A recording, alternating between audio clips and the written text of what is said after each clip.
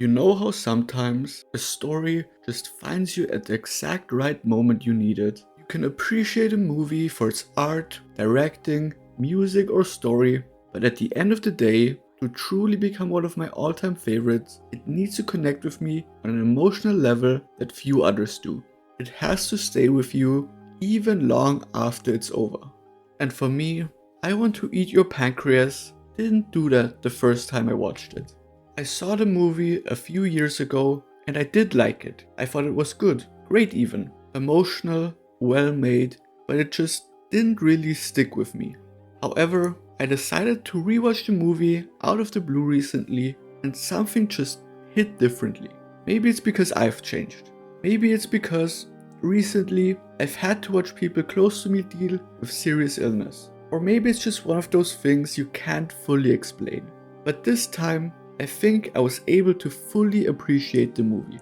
Even though the film tells you how it ends right at the beginning, and even though I already knew about the twist, I still found myself sitting there, bawling my eyes out. However, I feel like reducing it to just a sad story would be doing the movie a disservice. It is a sad movie, yes, but it is also so much more than that. In this video, I will explore what makes this movie so great and why it has become one of my all-time favorites. If you enjoy this type of content, do consider liking the video and subscribing to the channel as it helps me make more videos like this. The first few minutes of the movie already offer something very interesting to talk about. I've seen quite a few people criticize the decision to start off the movie with Sakura's funeral, essentially spoiling the end of the movie. However, I think that is the best decision the movie could have made to tell the story it wanted to tell. Because had they not done that, the audience would have spent the entire runtime wondering if she was going to die. And that would have taken away from the main focus of the movie. Because the focus of I Want to Eat Your Pancreas isn't what happens, it's how people live knowing it will happen. In that sense, Sakura's death is used as a sort of framing device. Instead of focusing on the negative, it sort of lets the characters find joy in the simple things in life. Sakura's illness is a constant in her life, but it doesn't become its focus. Instead, the movie focuses on the mundane, happy things. Eating together, traveling together, playing games together, sharing laughs and casual conversations. While much of the audience might expect the movie to be a bit darker and more serious because of Sakura's illness, it's anything but. Sakura just wants to spend the rest of her life making memories and having fun. But this mostly happy vibe is what makes the ending hit even harder than it would have done otherwise. Her death was something that was expected, but the way it happened was what made it so shocking.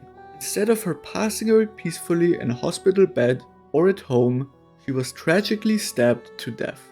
And while that might feel odd to some, I feel like the subversion of the usual tropes is what makes this movie feel so real. In a lot of other media, dying from illness is something that is sort of romanticized at times. The typical trope has the ill person slowly declining, getting to say their final goodbyes to all the people around them, and then passing away in their sleep. But that's not how real life operates most of the time. There's nothing glamorous about death, and it's very rare that it happens in such a poetic and meaningful way as it does in movies and books. Death is usually something that happens out of the blue. There's often no warning, no chance to get closure, no chance to say your final goodbye. One moment they're still here, the next they're suddenly gone. While the protagonist Haruki has to suffer through that, we, as the audience, get to experience that same feeling. Because the audience expects the classic tropes, expects to get to say goodbye to Sakura as well. Instead, we're greeted with the same shock news. This is, I think, a good lesson to take with you for real life. Even if you know someone around you is ill, nothing you do can truly prepare you for their death. And this movie shows that the best thing you can do is just enjoy the limited time you have left with them to the best of your ability. Sakura is naturally the focal point of the movie for its entire runtime. But while she initially seems to be a quite generic character, throughout the movie we get to see more of her, how she handles her mortality, and how she's much more than a mere tropey character. On the surface, Sakura seems very cheerful, maybe even too cheerful for someone with her diagnosis. It might seem unrealistic, and in a way, the early scenes in the movie might even be perceived as some sort of wish fulfillment. After all, the bright, cheery girl interacting with the shy loner boy out of nowhere, trying to get him out of his shell, isn't exactly an uncommon trope in anime. But throughout the movie, we get to learn that all of this makes perfect sense. While Sakura might appear to be cheerful on the surface, it's in large parts just an act. Her positivity is a coping mechanism. She is afraid of death, she wants to share that feeling with the people around her, but at the same time, she doesn't want to be treated differently just because of her illness. That's also why she bonds so easily with Haruki. She needed someone who she can confide in, but who, at the same time, won't suddenly treat her like she's made of glass. Her normal friends wouldn't have worked for this, as they would have naturally been very worried for her. So the loner boy, who seemed like he didn't care for anyone or anything around him, was the perfect man for the job. Speaking of Haruki, he is just as crucial to make the movie work as well as it does. Sakura naturally draws all of the attention, and with good reason, but Haruki is just as vital, because, in a way, it's his story as much as it is hers. At the start of the movie, Haruki is your typical loner. He avoids relationship with others and loses himself in books instead. Prides himself on the isolation he's achieved. In reality, it's just a defense mechanism. And with nobody trying to convince him otherwise, he would have likely lived out the rest of his school life with that same mentality. After all, why change something if you think it works? But that's where Sakura comes in. She forces herself into his life, but not in a way that feels rude or intrusive. And just like he doesn't see her as his ill girl, and instead treats her just like a regular girl, she doesn't treat him as a stereotype, instead interacting with him like he's just a normal guy as well. Her role in his life is to bring him out of his shell and get him to change from his loner self. Naturally, this doesn't happen overnight. Haruki has built up this wall around him for years at this point, and tearing them down isn't as simple as just telling him to open up. At first, Haruki is kind of annoyed and emotionally distant, simply seeing Sakura as an intruder into his life.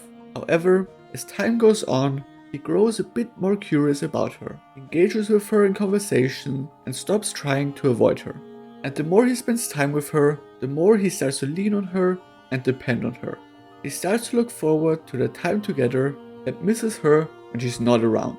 Naturally, her death hits him even harder because of that. But instead of retreating back into his shell, he takes the lessons he learned from Sakura with him, reaching out and spending time with the people around him.